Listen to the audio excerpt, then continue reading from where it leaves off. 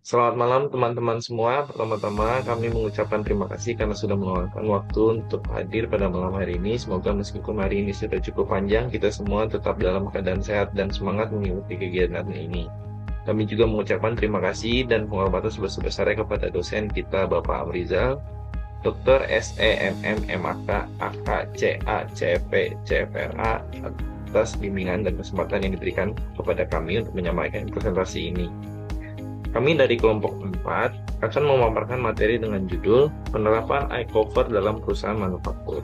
Kelompok 4 yang terdiri dari yang pertama ada Christine, ada saya sendiri Anda Mawan, terus ada Talia, dan itu alias Nathaniel Gunawan, ada Yoakim Dong, ada Keisha Rafanola, ada Tima Octavia.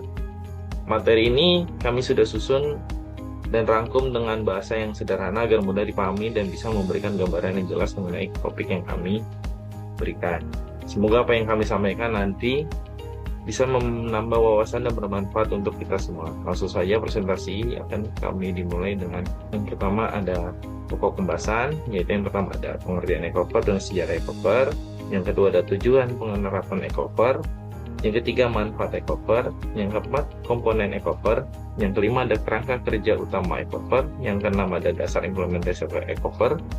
Yang ketujuh ada tanggung jawab manajemen dewan direksi dan komite audit dalam ecover. Yang kedelapan ada inherent limitation of ecover. Yang sembilan ada studi kasus perusahaan PT Kalbe. Yang pertama kita akan membahas dengan pengertian ecover. Internal control yang berkaitan dengan pelaporan keuangan disebut dengan Internal Control over Financial Reporting atau ecover. Menurut COSO atau Committee of Sponsoring Organization of the Treasury. iCover adalah proses yang dirancang untuk memberikan keyakinan memadai bahwa laporan keuangan disajikan secara wajar sesuai dengan prinsip akuntansi yang berlaku, yaitu menurut COSO tahun 2013. Terus berkembang iCover menurut skandal Enron tahun 2001, titik balik pengawasan keuangan. Ini perkembangannya yang pada awal tahun 2000-an, Enron, perusahaan energi raksasa di AS atau Amerika Serikat, kedapatan memanipulasi laporan keuangannya untuk menutupi utang dan memperbesar laba. Kebangkrutan Enron mengejutkan dunia dan memicu reformasi besar di sektor keuangan. Terus yang kedua ada krisis keuangan global pada tahun 2008, yaitu regulasi diperketat. Krisis ini terjadi akibat kredit macet dan praktik keuangan yang tidak transparan. Terutama di sektor perbankan, banyak perusahaan gagal mengendalikan risiko dan melaporkan kondisi keuangan yang sebenarnya. Yang ketiga ada standarisasi internasional atau COSO dan Basel Committee. Setelah serangkaian krisis organisasi internasional seperti COSO atau Committee of Sponsoring Organization of the Trade Commission dan Basel Committee merancang framework pengendalian internal yang menjadi acuan global. Yang terakhir ada implementasi di Indonesia, yaitu menurut POJK 15/2008. Di Indonesia, OJK mulai memperkuat penerapan ecover dengan mengeluarkan POJK 15/2024 tentang integritas pelaporan keuangan bank. Regulasi ini bertujuan untuk memastikan bank dan lembaga keuangan memiliki sistem kontrol internal yang efektif, sehingga laporan keuangan lebih transparan dan dapat dipercaya oleh publik. Yang selanjutnya ada tujuan penerapan ecover.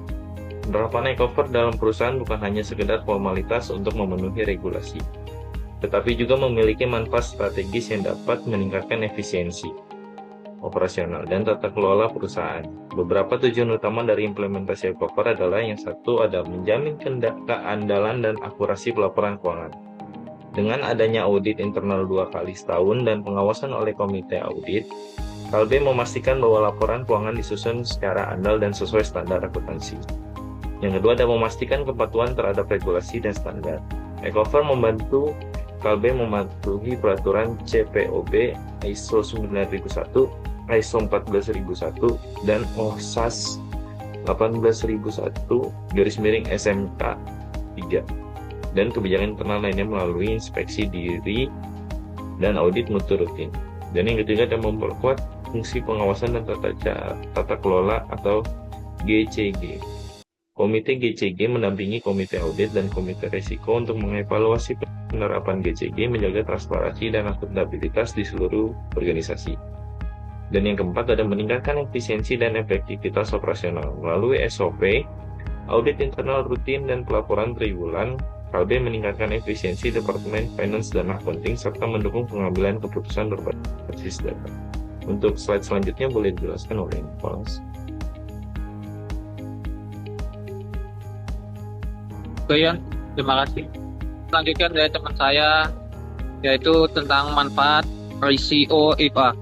Nah, ICO IPA atau disebut Internal Control Over Financial Reporting memiliki beberapa manfaat utama, termasuk meningkatkan keandalan laporan keuangan, nah, mencegah kecurangan, memastikan kepatuhan terhadap regulasi, serta meningkatkan kepercayaan pemangku kepentingan. Nah, selain itu, ICO-FR ini juga berkontribusi pada tata kelola perusahaan yang lebih baik dan pengambilan keputusan yang lebih tepat. Nah, berikut adalah beberapa manfaat ICO-FR secara lebih rinci. Nah, saya akan sebutkan 3, yaitu yang pertama ada meningkatkan keandalan laporan keuangan. Nah, ICO-FR ini membantu memastikan bahwa setiap transaksi dicatat secara akurat dan sesuai dengan standar akuntansi yang berlaku, sehingga menghasilkan laporan keuangan yang valid dan kredibel.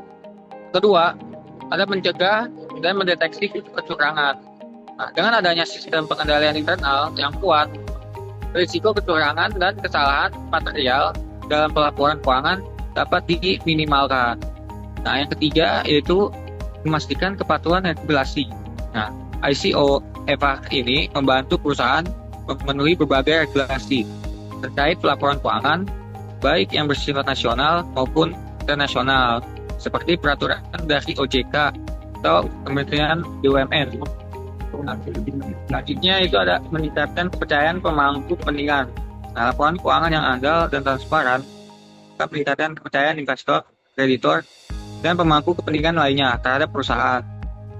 Terus selanjutnya ada mendukung tata kelola perusahaan yang baik atau disebut GCG. Nah, ICO-FR ini berkontribusi pada penerapan GCG dengan meningkatkan transparansi, akuntabilitas, dan integrasi dalam pengelolaan keuangan perusahaan. Selanjutnya memperbaiki efisiensi pada proses bisnis. ICO-FR ini dapat menyederhanakan alur kerja dan meningkatkan efisiensi proses bisnis melalui dokumentasi dan prosedur yang baku. Ya, selanjutnya itu mendukung pengambilan keputusan yang lebih baik. Dengan data keuangan yang akurat dan andal, manajemen dapat membuat keputusan bisnis yang lebih tepat dan efektif. Berikutnya, deteksi dini masalah keuangan. Nah, ICO-FR dirancang untuk mendeteksi potensi masalah keuangan seperti kesalahan pencatatan atau penyalahgunaan dana sebelum masalah tersebut berkembang menjadi lebih serius. Oke, next slide.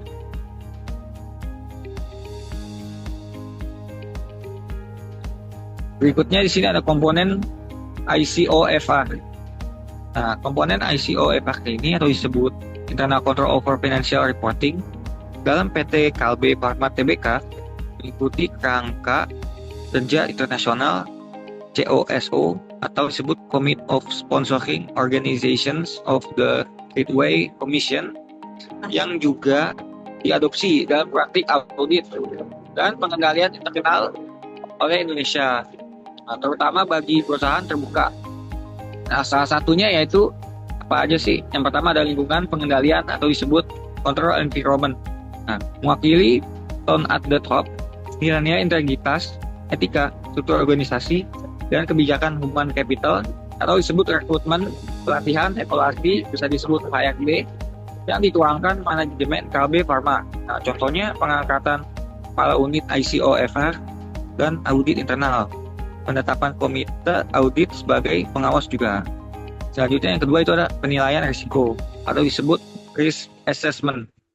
Nah, identifikasi dan penilaian risiko yang terkait kewajaran laporan keuangan atau disebut fraud atau misstatement material. Nah, terus selanjutnya proses mappingnya yaitu mapping akun signifikan. Terus kemudian ke analisis risiko dan kemudian evaluasi likelihood dan materialitas. Selanjutnya pemutakhiran berkala. Ketiga yaitu ada aktivitas pengendalian atau disebut control activities. Rangkaian aktivitas pengendalian yang dirancang untuk mengurangi risiko atau key controls seperti otorisasi transaksi, rekonsiliasi akun, pemisahan tugas, dan pengecekan sistem TI. Untuk KLB Pharma ini diterapkan pada proses seperti transaksi penjualan, pencatatan persediaan, dan laporan performance. Nah, keempat terakhir yaitu ada informasi dan komunikasi atau information of and communication. Sistem pelaporan atau finansial dan internal, lalu dari staff ke manajemen dan direksi, serta mekanisme feedback dan perbaikan. Nah, contohnya yaitu SOP dokumentasi, ICO EVA, saluran whistleblowing, serta briefing auditor internal terhadap manajemen. Selanjutnya, next slide.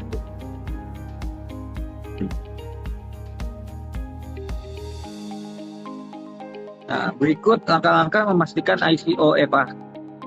Yang pertama yaitu membangun lingkungan pengendalian yang kuat. Nah, yaitu misalkan menyiapkan struktur organisasi yang jelas dengan seseorang dan tanggung jawab tertuang dalam SOP. Nah, piagam dan kebijakan perusahaan, melakukan penilaian risiko rutin. Nah, itu yang kedua. Selanjutnya itu komunitas risiko usaha, menelaah risiko material dan menyusun rekomendasi mitigasi pada Dewan Komisaris. Yang ketiga yaitu ada merancang dan menerapkan aktivitas pengendalian. Nah, apa aja sih bentuknya? Membentuk pengendalian utama, ada yaitu pemisahan fungsi atau segregation of duties, otorisasi transaksi, validasi data, dan SOP untuk setiap proses keuangan. Keempat ada informasi dan komunikasi efektif. Nah, yaitu menyusun dan mendokumentasi kebijakan serta prosedur dalam berbagai tingkatan atau manual, SOP, pedoman, dan rekaman. Kelima, pemantauan dan evaluasi. Nah, yang pertama itu ada audit internal atau 2 kali setahun ya untuk mengevaluasi penerapan pengendalian dalam praktik. Nah, yang kedua itu ada audit eksternal atau ISO, CPOB, OSAS, dan lain-lain, yaitu untuk menjaga kepatuhan mutu dan regulasi. Oke, next slide.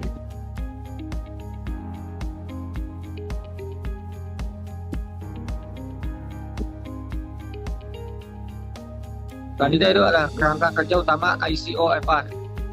Dalam penerapan ICO EVA ini, perusahaan dapat mengacu pada beberapa kerangka kerja atau framework yang telah diteruji dan diakui secara global. Nah, kerangka kerja ini membantu perusahaan dalam menyusun sistem pengendalian yang sesuai dengan kebutuhan serta karakteristik bisnis mereka. Nah, framework ini yang sering digunakan dalam implementasi ICO EVA ini antara lain, pertama ada COSO atau disebut Commit of Sponsoring Organization. Nah, framework ini memberikan panduan dalam dalam 5 komponen utama, yaitu pengendalian, nilai risiko, aktivitas pengendalian, informasi dan komunikasi, serta pemantauan yang berkelanjutan. Nah, yang kedua itu ada COBIT, yaitu Control Objectives for Information and Related Technologies. Nah, COBIT ini lebih berfokus pada aspek pengendalian teknologi informasi dalam sistem keuangan dan pelaporan. Nah, ketiga ada SOX, Sarbanes-Oxley Act. Regulasi ini diterapkan di Amerika Serikat dan mewajibkan perusahaan publik ini untuk memiliki sistem pengendalian internal yang kuat untuk memastikan keakuratan laporan keuangan. Nah, dan dengan mengacu framework ini, perusahaan dapat memastikan bahwa penerapan ICO EVA mereka selaras dengan standar internasional yang diakui. Oke, next slide.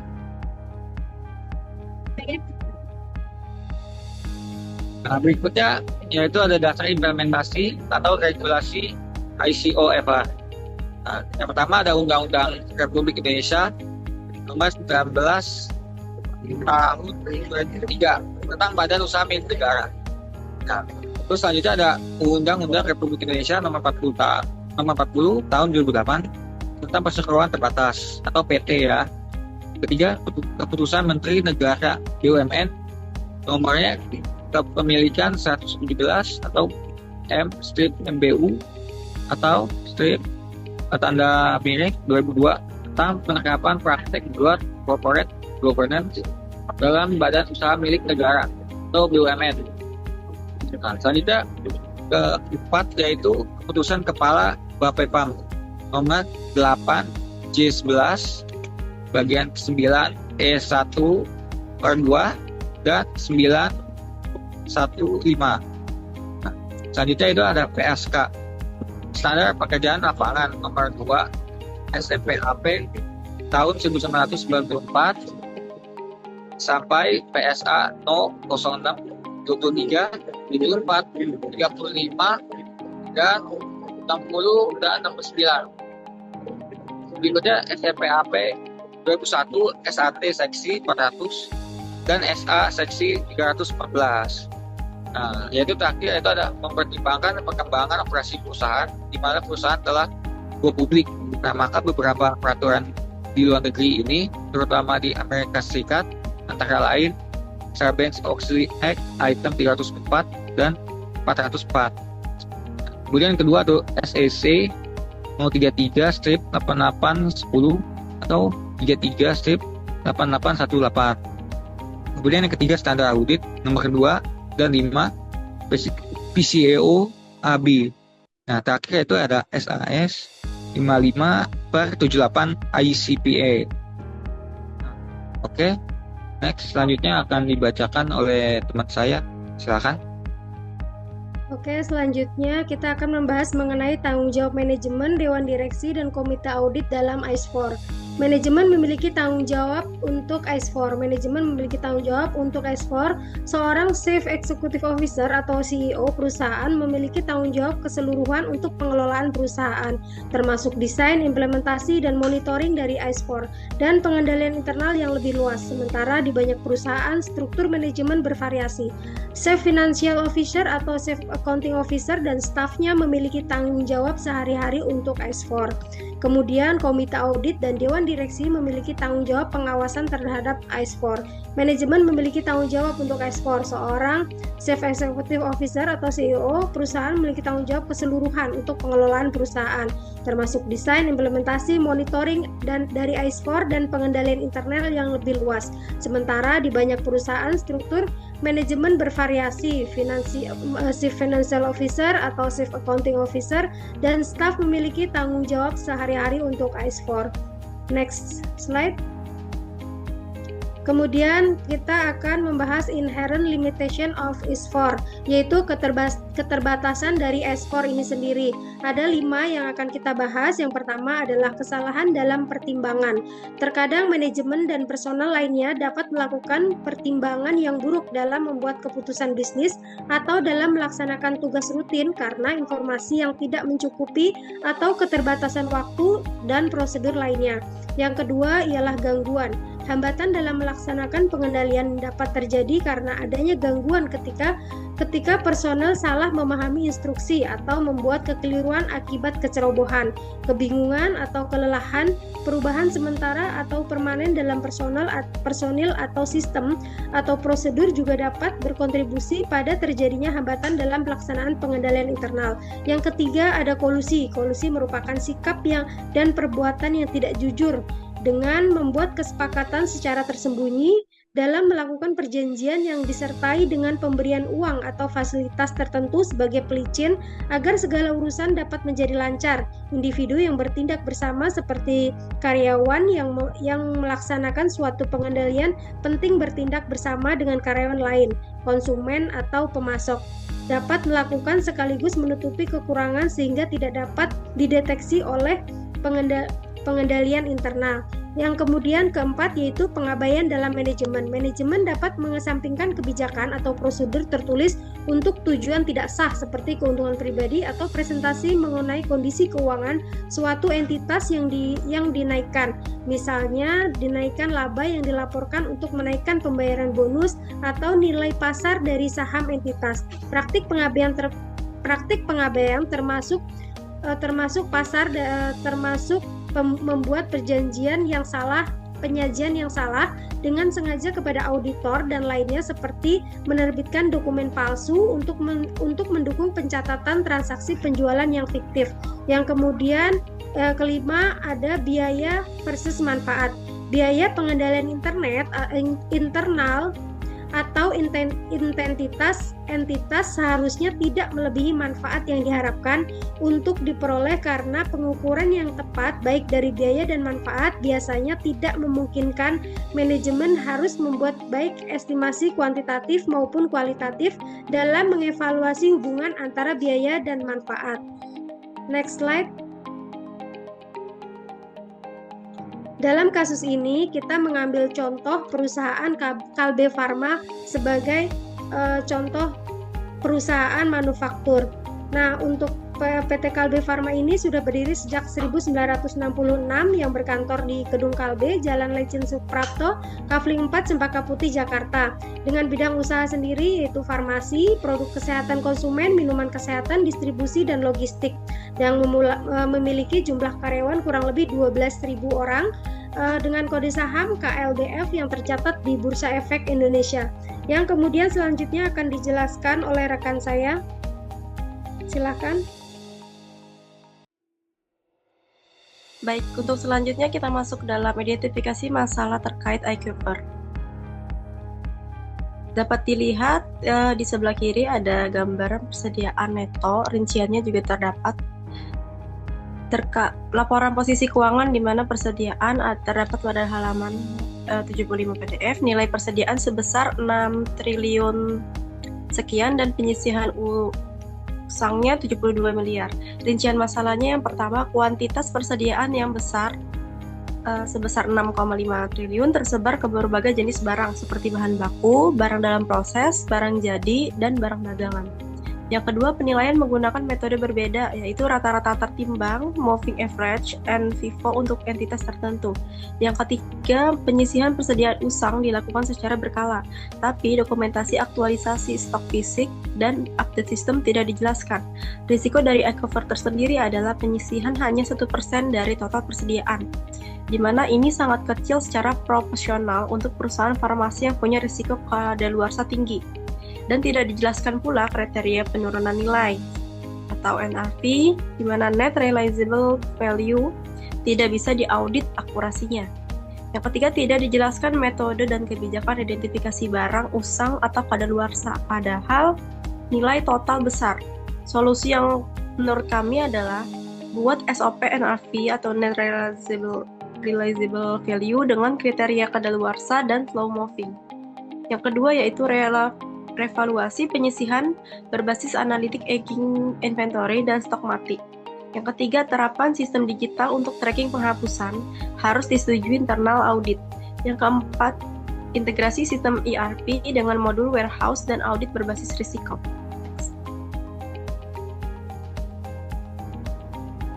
Masih lanjut terkait identifikasi masalah terkait takeover, beban pokok penjualan atau cost of goods sold. Nilai total beban pokok penjualan tersebut adalah 14, sekian triliun. Beberapa hal yang dapat diidentifikasi dari laporan di samping yaitu yang pertama, rincian masalah. Rincian masalahnya ada komponen beban fabrikasi, mencakup banyak elemen seperti overhead tetap dan variabel, tetapi tidak dijelaskan secara rinci. Lalu tidak ada rincian metodologi perhitungan seperti apakah menggunakan standar costing, absorption costing, atau ABC, activity based costing. Juga risiko pengalokasian overhead tidak tepat atau manipulatif, misalnya membebankan biaya terlebih untuk meningkatkan margin laba unit bisnis.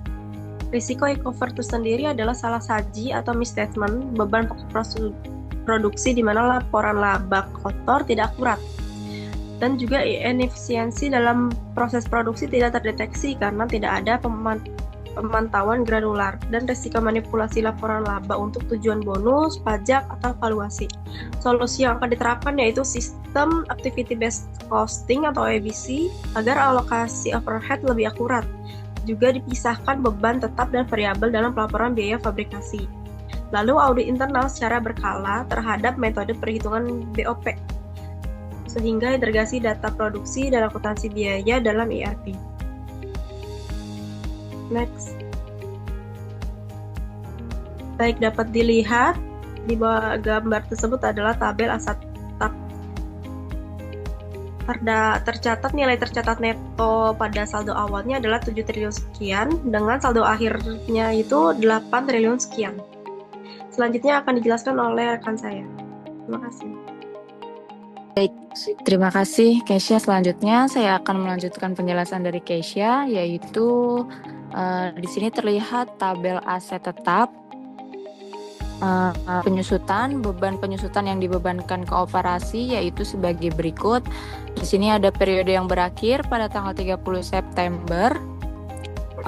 Untuk perbandingan beban pabrikasinya dari 2024 dengan 2023 itu 2024 mengalami penurunan yaitu 251 triliun dan beban penjualannya itu mengalami kenaikan yaitu 100 menjadi 119 miliar. Lalu beban umum dan administrasinya yaitu mengalami kenaikan menjadi 94 miliar. Lalu beban penelitian dan pengembangannya itu mengalami kenaikan juga menjadi 39 miliar. Lalu untuk total dari tahun 2024 dengan 2023 semuanya overall mengalami kenaikan mencapai 504 miliar sekian. Next slide. Selanjutnya di sini ada tabel rincian identifikasi masalah iCover pada perusahaan PT Kalbe Farma Tbk untuk triwulan September tahun 2024. Untuk area laporan keuangan piutang usaha, halaman estimasinya itu kurang lebih 65-66 yang diidentifikasinya tidak ada aging schedule, cadangan piutang tidak dijelaskan, risiko iCover-nya overstatement aset lancar, potensi salah saji laba, dan solusi teknis iCover-nya buat SOP cadangan piutang, audit konfirmasi piutang, sistem aging otomatis. Untuk PIC yang melaksanakannya yaitu divisi accounting dan finance.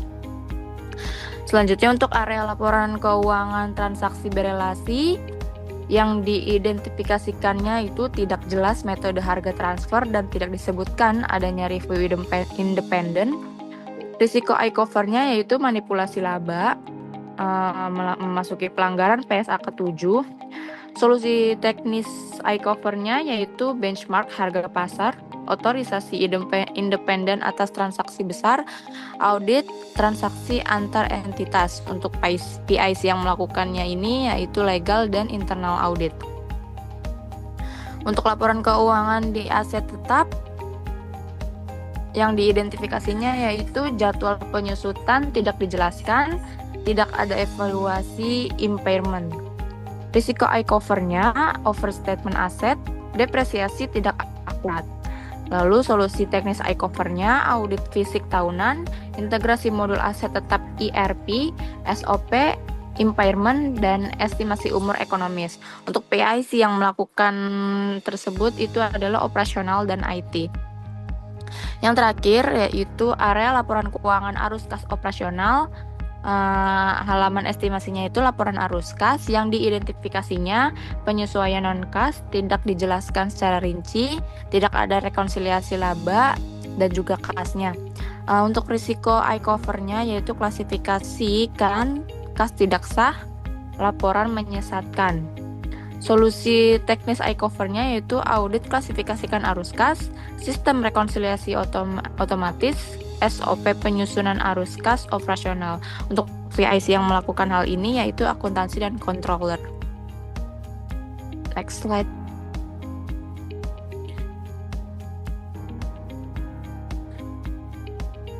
Oke, di sini ada contoh laporan laba ruginya antara tahun 2024 dan 2023 dari penjualan netonya yaitu di 2024 mengalami kenaikan menjadi di tahun 2023 dari 22 triliun menjadi 24 triliun. Itu beban pokok penjualannya itu mengalami kenaikan juga menjadi 14 triliun. Jadi laba brutonya itu mengalami kenaikan menjadi 9 triliun sekian. Untuk beban penjualannya juga mengalami kenaikan 5 triliun. Beban umum administrasi semua mengalami kenaikan, beban penelitian dan pengembangan, pendapatan operasi lainnya itu mengalami penurunan dari tahun 2023 itu 45 miliar, di tahun 2024 itu menjadi 39 miliar. Lalu beban operasi lainnya itu juga mengalami penurunan menjadi 51 miliar. Lalu penghasilan bunga kenaikan menjadi 129 miliar. Beban bunga dan keuangan bagian atas laba itu penurunan menjadi 50 miliar.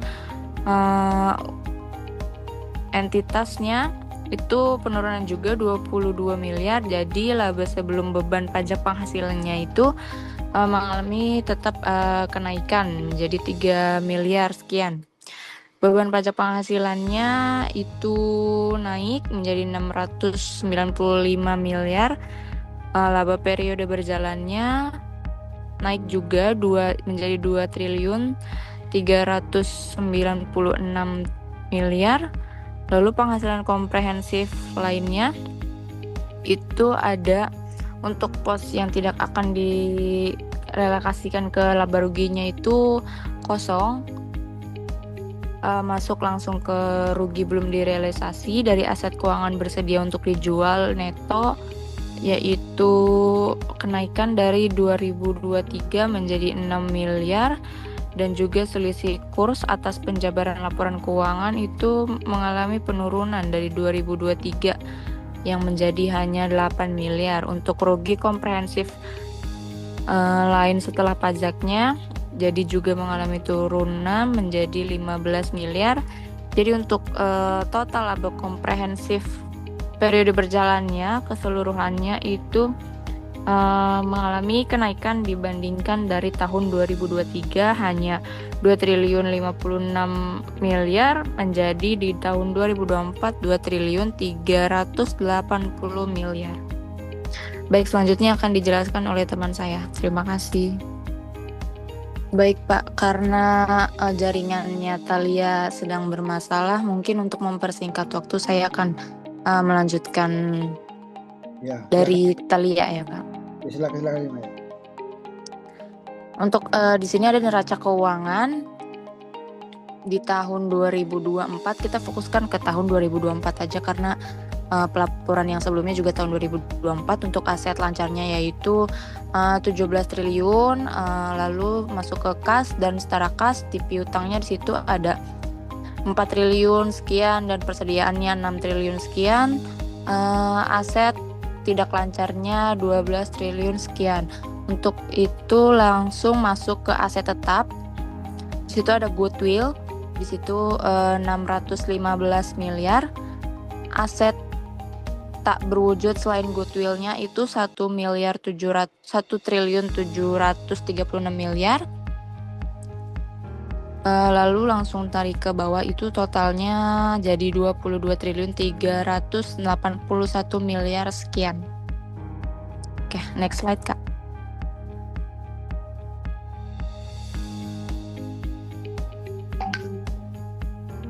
Untuk slide selanjutnya akan dibacakan oleh Thalia.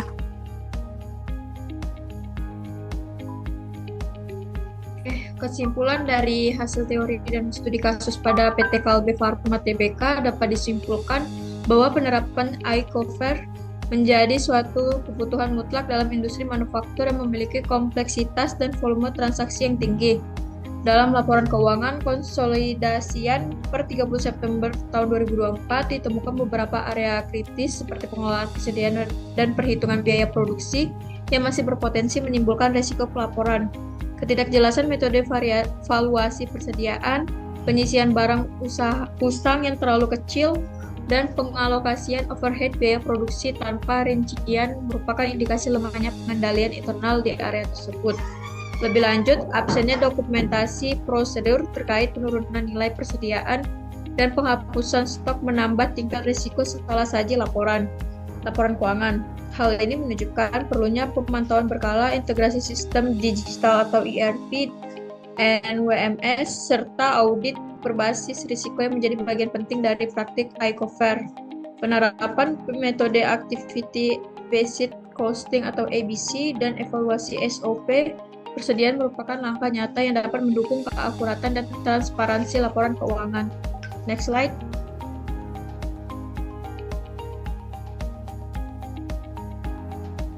Sarannya yaitu perusahaan manufaktur termasuk PT Kalbe Farma Tbk disarankan untuk memperkuat pengendalian internal dengan mengembangkan kebijakan dan prosedur iCover yang terdokumentasi secara formal dan terintegrasi dengan sistem informasi akuntansi.